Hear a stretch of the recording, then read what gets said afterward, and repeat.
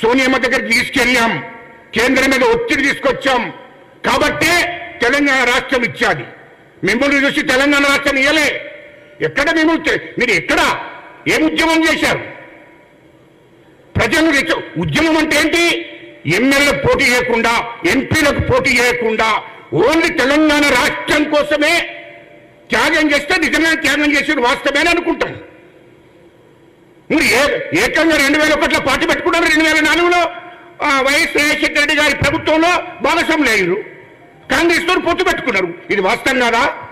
ఇది కాంగ్రెస్ పెట్టే భిక్ష కాదా మీకు?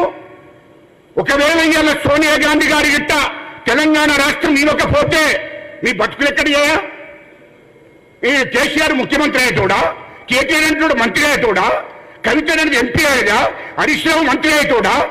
దీనికి జవాబు చెప్పండి. అరే అధికారం